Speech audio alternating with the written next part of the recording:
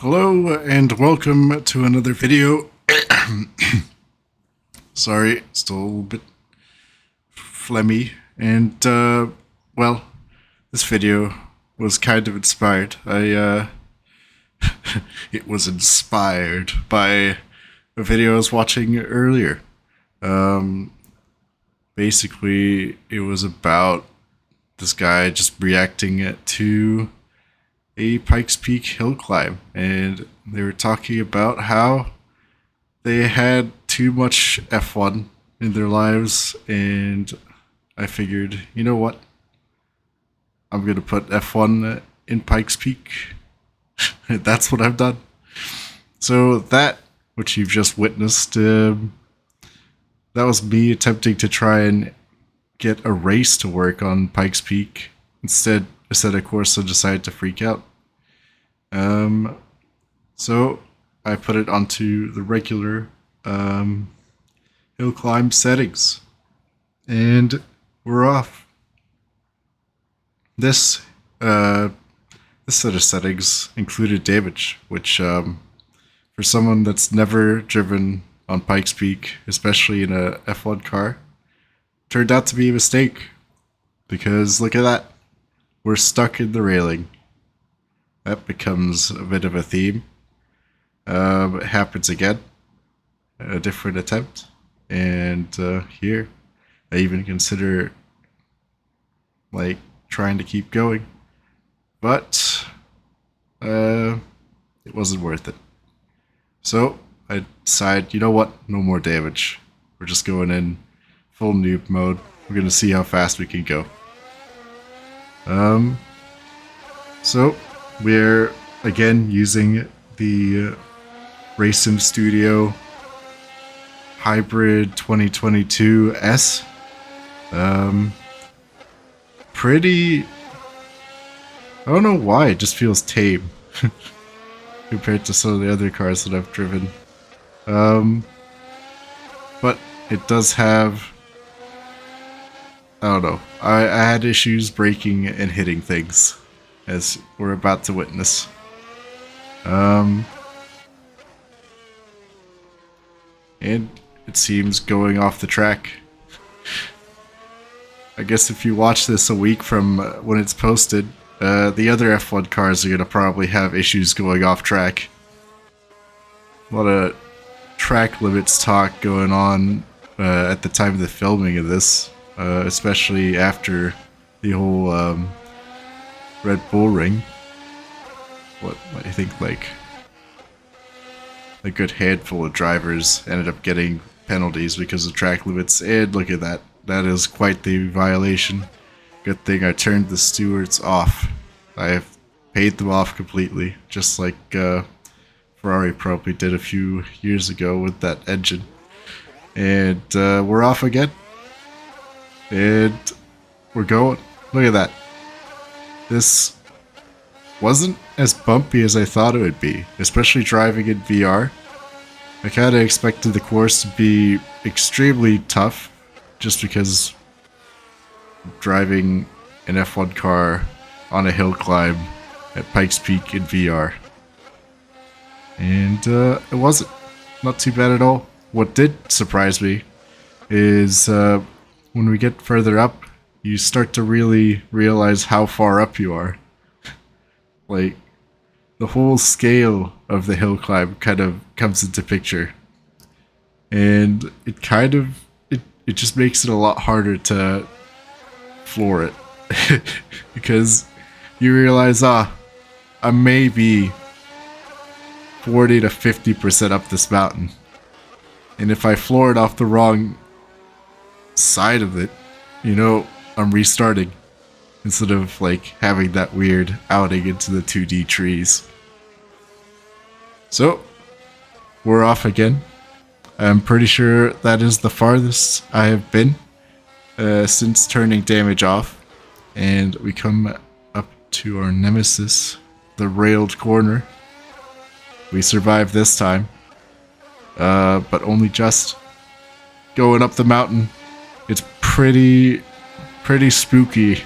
You just, while I did say the car feels pretty tame, it's a little bit hard to judge the brakes.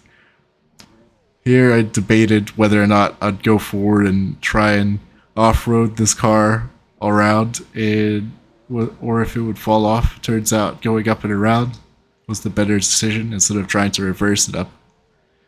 And I survived.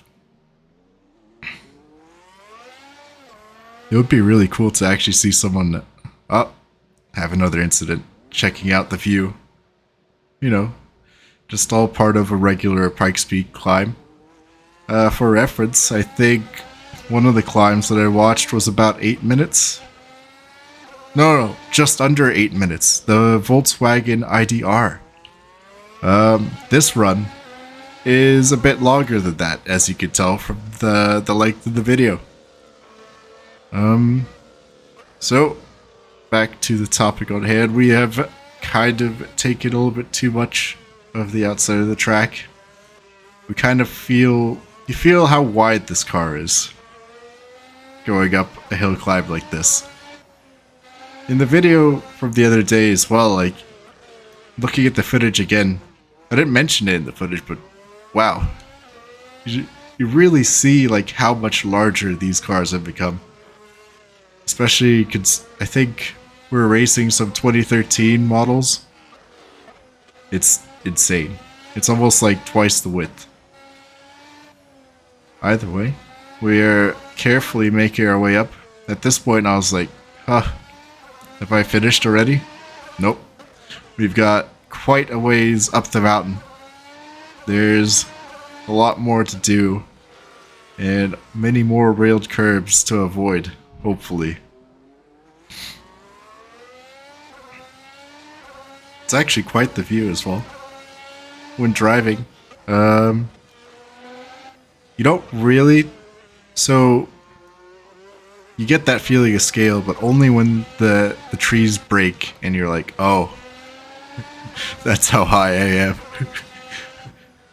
As you could hear me, like, lifting there. I'm like, oh, a rail, like, oh, just absolutely nailed it. Here I'm debating left or right multi-turn, and I go left. It's gonna be quite a while. Look at that. Imagine seeing that on an F1 track.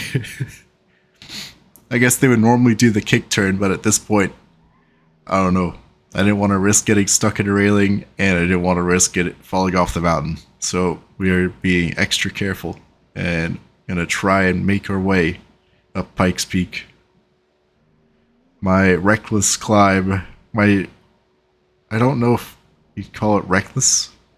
I guess it is reckless because it's uninformed in real life if you were to do this kind of thing. My reckless but slow climb up Pikes Peak in the RaceSimStudio Formula Hybrid 2022S. Interestingly enough, also not very much porpoising noticed while driving this. You do notice going over the track, the car really does pitch around a lot. Well, I guess it's not really a track, it's just a road here. At this point, I think, nope. Later on, I start thinking to myself, you know what? Those railings are probably fine. I've been running into them, as you can see, pretty hard. Why not just start doing, like, kick spins? And there you have it. A little bit of a little touch of throttle to try and get the car around. Drift around the corner. Ooh. Man, we're just carrying a lot of speed into these railings. I think the thought behind it, or my thought behind it, was, I'm starting to go slowly. I gotta pick up the pace, and guess what? Picking up the pace means ramming the rails.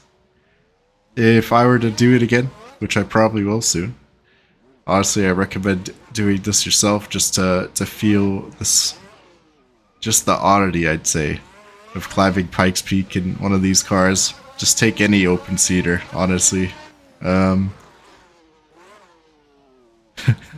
as I run over some people at the side of the road.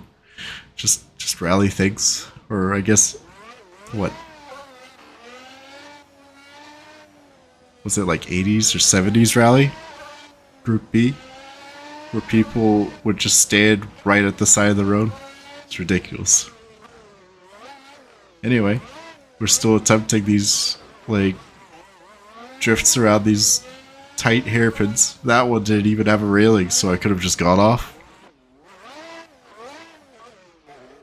A little bit too much spin there.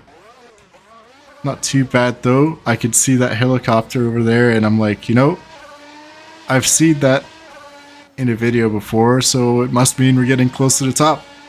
I'm gonna start picking up the pace here. But at the same time I notice I can't really see where the road's going.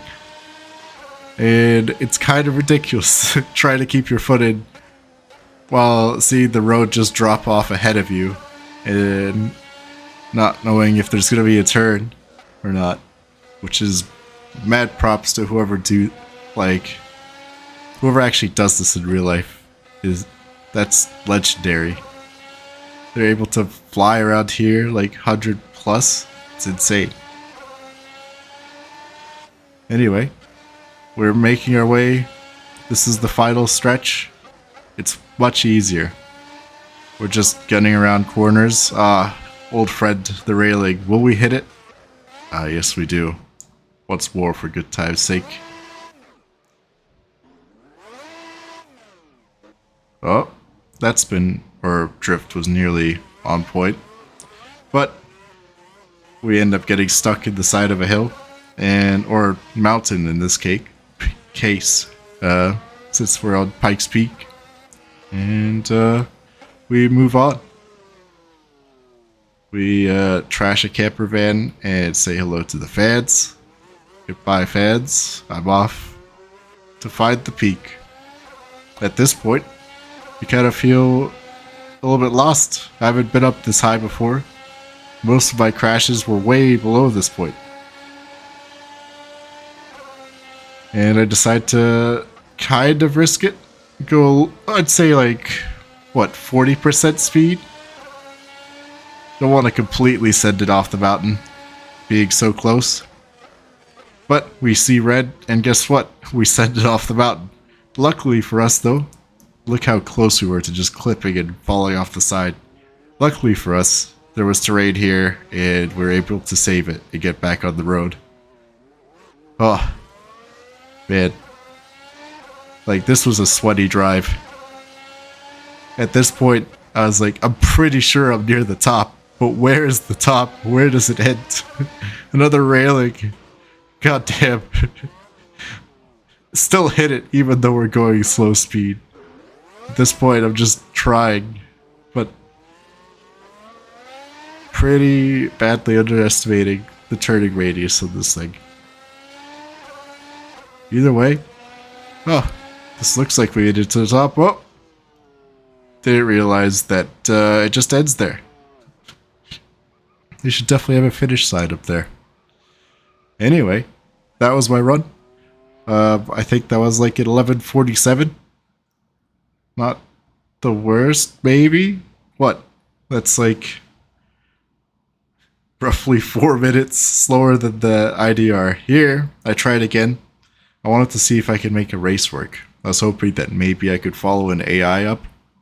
Didn't really work at all. So I saw that they were stacked up behind me, and I was like, maybe if I push them out of their pits, they might decide to move, and I could chase them. So I picked this Red Bull here, or fake Red Bull, whatever it is, and I decided to kind of pester him a little bit. Just nudging him, hoping that maybe the guy will actually start moving. Since he's out of the pit box, the AI will be like, oh, and we're under him. Oh man. That's all. I hope you enjoyed. See you next time.